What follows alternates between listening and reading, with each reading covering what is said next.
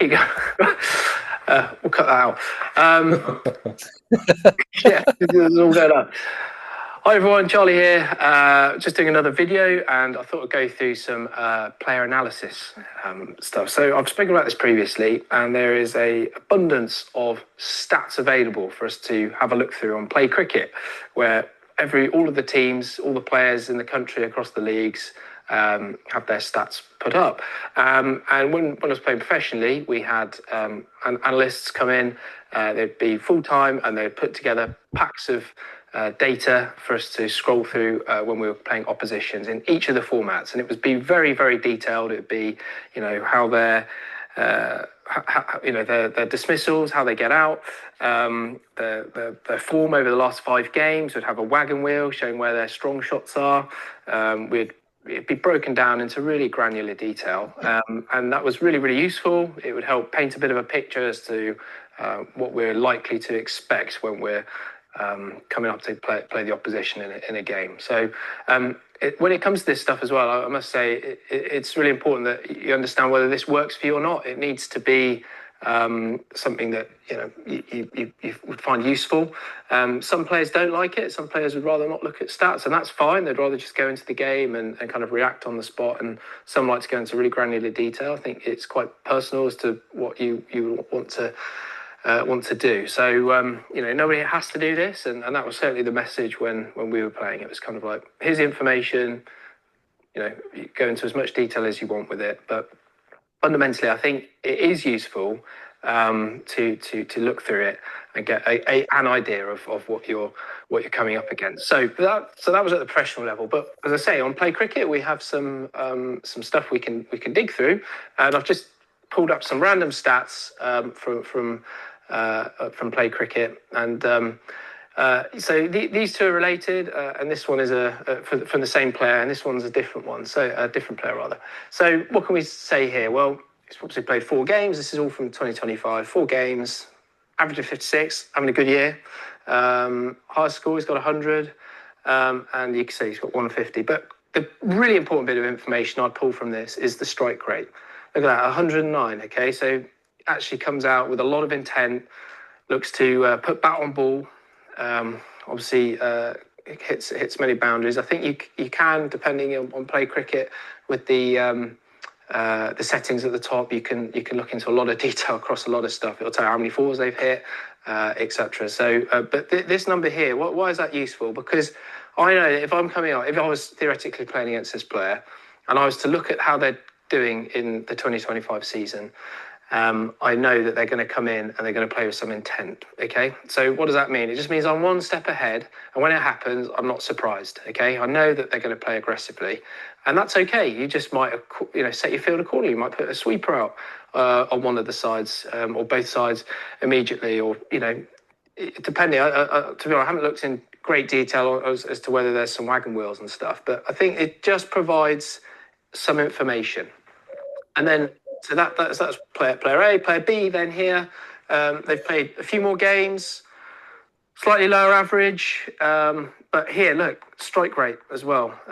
That's a key bit. Okay, look at the difference. So you know that they're not necessarily come in and hurt you immediately, and they might be a few runs shorter than they'd like. So you can think, well, their confidence might not be quite as good. So we've got an opportunity to really hone in here. So you can go into as much detail as you like on this, and it will really help. One of the tabs at the top on the options was about how they get out, and this is really another useful bit of information, how they're most likely to. So this is player B. These stats here are related, and you see most of the time they get bowled. Okay, and it's not a great pool of data. It was only 7 games. It was a reasonable number, but this is specifically for 2025. So we see. 44% of the time they're getting bowled. All right. So what does that mean? Well, it means we can maybe set a slightly straighter field. We can attack the off stump, and maybe just look to wobble the ball in to try and get it to nip back, get them out, really test them on the inside edge. Okay, because that's statistically how they're likely to get out. So this information is there. You can get it look through all batters that you're coming up against, and maybe start to set a little bit of a plan. And it will take you, maybe like half an hour on the Friday evening to pull this data through. And we don't necessarily know at in club cricket, who we're coming up against, who's going to be playing. But you should get a rough idea. So this is for 2025. You can actually look as well over someone's stats over their whole club career as such. So the whole, since they've started playing club cricket up to the current season, and it will give you again a breakdown of how they're most likely to get out. So this is all really useful information. I think it can be used to your advantage. It's open source. All you have to do is sign up, I believe, and you can get an account. And yeah, something to consider. And yeah, hopefully that's been useful. Cheers. Okay. Cool. Happy days. Hopefully that was useful. Useful video for everyone, and has identified some areas that you can look at on Play Cricket to obviously look in depth at what different players you're going to be coming up against and how they'll play. I've just signed in here actually on the onto Play Cricket and looking through a few more of the stats, and there is so much stuff there. And I'm just interested. Does anybody do this on the call? It'd be great if you do, but no problem if not. Give a couple of seconds. Silence says probably not, and that's okay. As I say, I do. Nice work, Zoe. Excellent. Yeah, so I personally, I did go into a little bit of detail. Too much detail can be counterproductive when it comes to this stuff, because what you don't want to do is overload your brain. Okay, we've got quite a lot to think about when we're out playing anyway. So it's just about taking in the right amount of information. And it might just be like a few things to say, like you understand their strike rate, you know roughly how they're going to get out more often than not.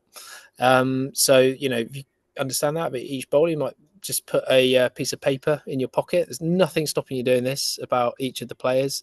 And you can ask the umpire when they come out who's just coming to bat, please. They might be able to figure that out or no. And you can then check your piece of paper, and then you've got the stats there straight away. There's nothing stopping you doing that. There's nothing wrong about that. That is just knowing. You don't have to make a big deal out of it, but this is just little things that might help. And as I say, in the professional level, we used to go through this as a bowling group before the game. So we'd go through and do a review of all the players we were going to play or likely to play in the squads in opposition T20 fixtures and 50 over fixtures the following the forthcoming season.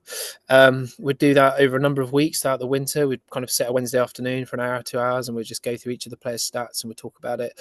And then that would be packs of data would be created from that by the analysts. And then on a match day in the summer, we would come together for 15 minutes or so, kind of an hour and a half before play. We'd have a bowlers meeting. We'll go through that information about who's playing in the squad on that day, and what our plans are likely to be, just to refresh the mind. And to say those packs of data would be sent out before the night before the game as well. So that is quite detailed, and it is quite a lot of work. And obviously we had support when playing, or professionals have support. But I just wanted to open up the Cricket Strength community's mind to the fact that there is stuff out there available, and it can be beneficial to go through. So yeah, I don't know if anyone has any questions on that specifically. We can open it up now as a Q&A, and then past any specific questions related to stats, etc. Then we can open up to any other questions that you might have on anything. Juicy, anything you want to say further on stats and what you've come across in terms of players and bowlers that have gone through stuff? Yeah, I just think it makes sense, doesn't it, to arm yourself, pre-warned is pre-armed, so to speak. So to actually, if there is stuff out there, why not use it? It doesn't mean you're a cricket badger. It just means that say if you were playing club cricket in the Worcester League and you came playing Barnt Green, and you came against Polly and Jack Banton, you could quickly work out that they're going to kick off straight away. That they're going to first ball I remember when Polly first did it for Warwickshire, took us by surprise. We didn't know, and he was trying to smack you everywhere, But year 2, year 3, then you go in with a plan. So if you've got a plan, then you're already a little bit ahead. So it just like I said, makes sense, and it doesn't take that long. We did that video in 5 minutes. That's what it takes. 5 minutes, and everything's at your fingertips now, which has moved on from even when I came out of the professional game in 2021. There wasn't this level of detail about club cricket, because I remember on a Saturday, if we didn't have a game, I would be looking up if our players were playing club cricket. I'd be trying to find out what's going on, because that was the quickest way to do it, rather than wait for them to text and see right how many overs. And I'd be looking to say, right, if someone bowled 7.4 overs, I'd be shitting. Right, what's happened? Are they injured? What's going on? So the detail in there, I think it's important if we want to use it. Some people don't want to use it, but for me, if you don't want to use it, then don't complain about it. No, don't complain about coming sort of unstuck and be surprised by someone attacking you. If you then go back a day later and look and realize that their strike rate was 150 before they played them, because that's your own fault. You've not got ready for it. Like Justin Langer used to go pre-game and do like a visualization. It's that sort of thing as well. It's making sure you're ready and you've done everything around the game, because once you get in the game, you don't know what's going to happen. But if you know the player, you know what they're going to try and do, then you can at least go in with some sort of plan. Absolutely. And I just realised something. I cross-referenced it. A lot of clubs now are starting to live stream their games, even in the Birmingham League.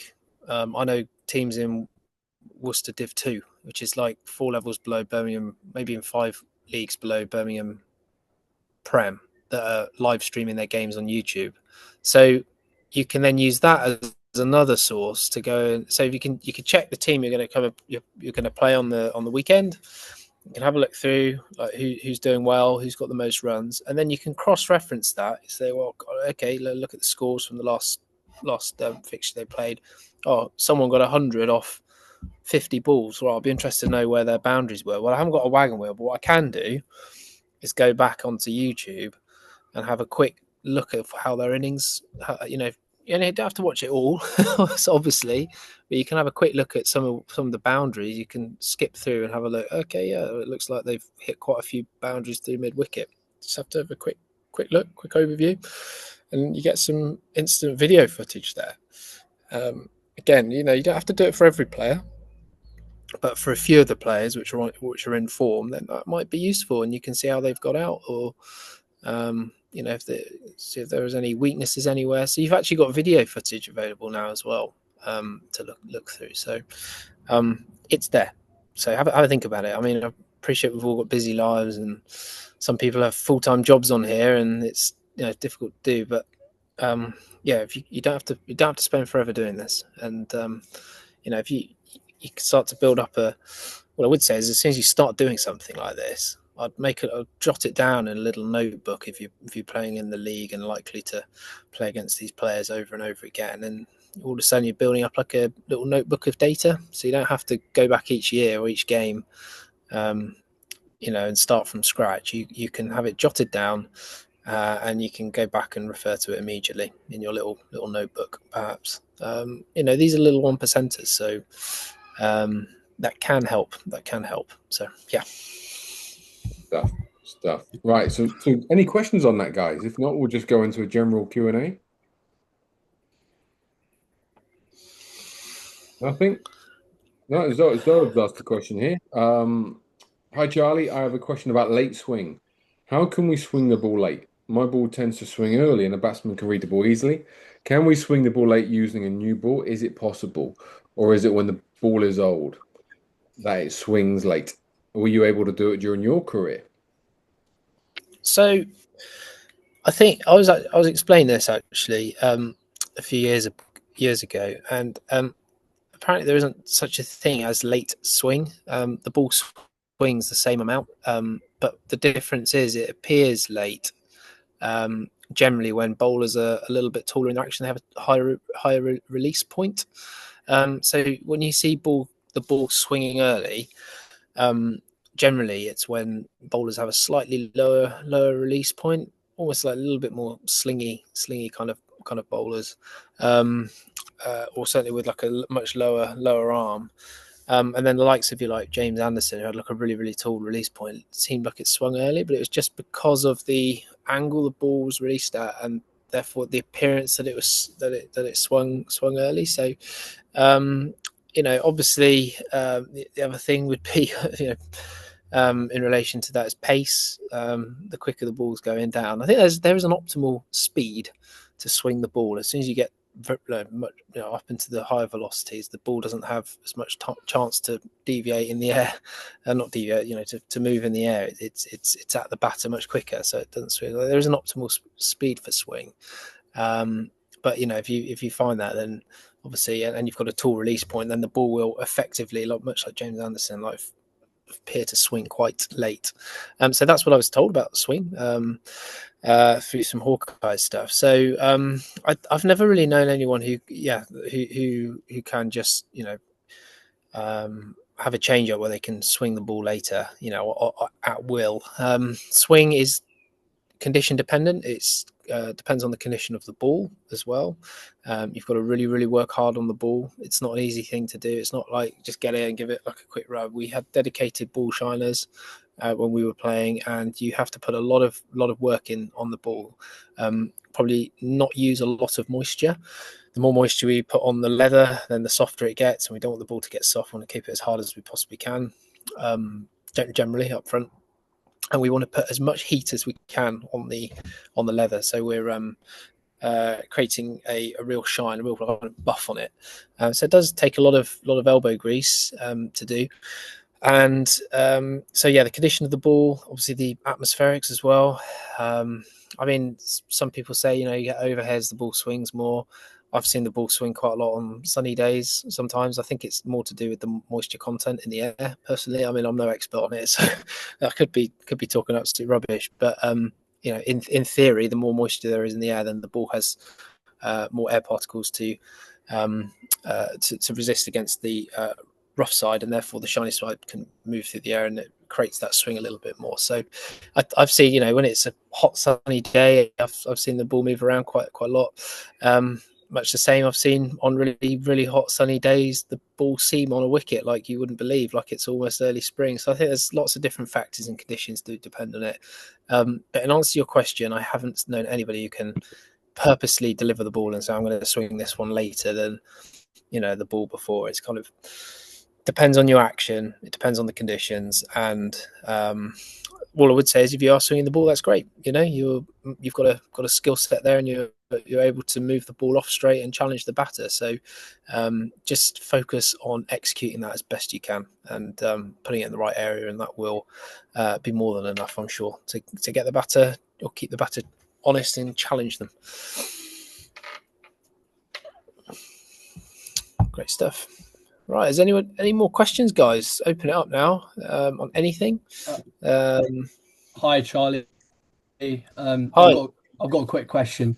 Go for it. So, quite broad, but sort of related as well. What would you say are the key things to look for in the visual footage in order to take wickets, for example? Yeah. Good question. I think I would be looking at the first thing I'd be looking at, and I say I'd try to narrow this down because you've got quite a lot of footage to look through.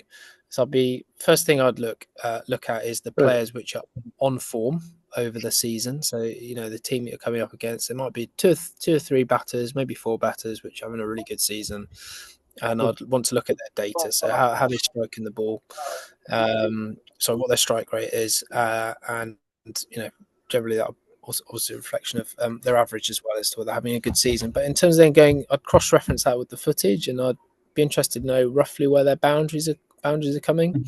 Are they generally hitting more off their pads, for example, and look quite strong there? Are they advancing down the wicket a little bit and giving themselves some room and seem to flash them away? Do they look quite strong cutting or pulling, for example? Just give you a little bit of an idea. In terms of getting wickets, though, through that, you can also I'd probably focus on the first 20 balls that they are going to face. I'd have a look at that, because that's when a batter's generally most at their vulnerable, and you get a good idea. You can see if their feet aren't moving very well.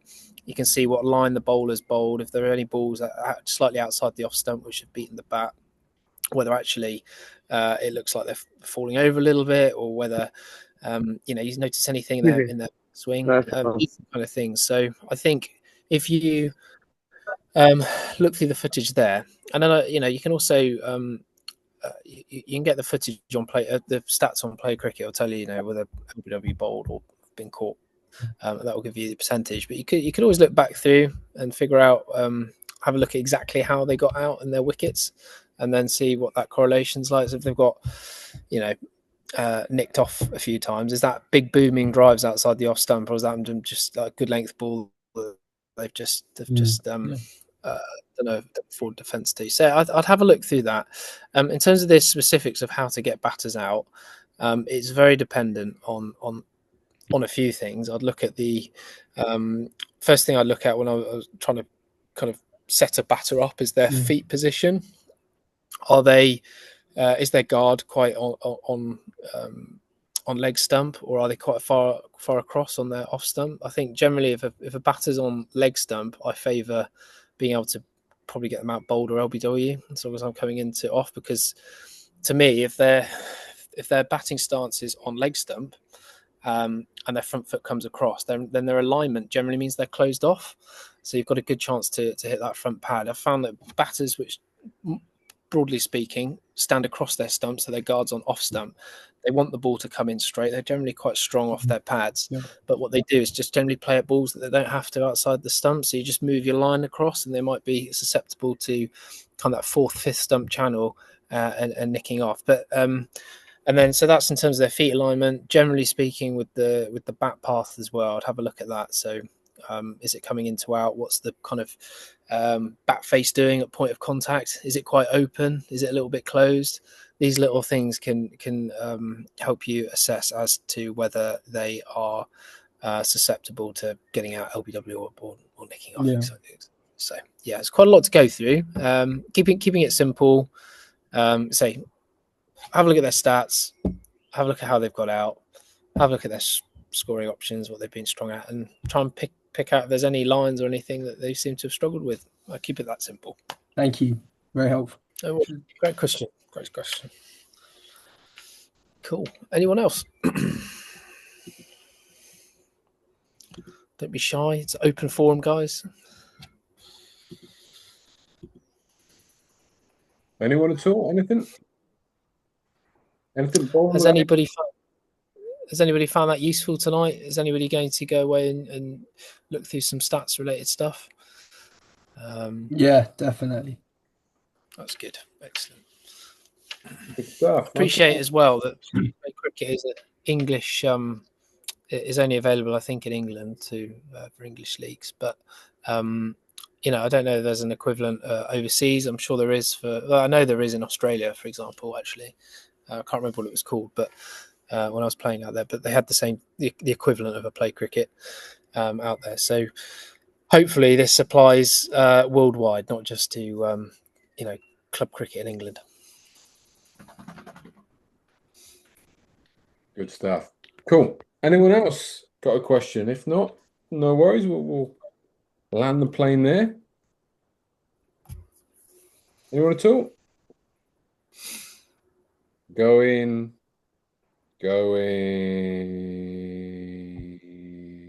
Gone. No one else? No? Okay, cool. Right, we'll end it there then. Thanks everyone for coming on. We'll be back with Q&A tomorrow night. I think it's 8 p.m. So need anything, we will be there. If we don't speak to you, have a fantastic week. Go nail it, and we will catch you all soon. Thanks very much, Charlie. Cheers, everyone. Thank you. See you later. Cheers. Bye. Bye-bye.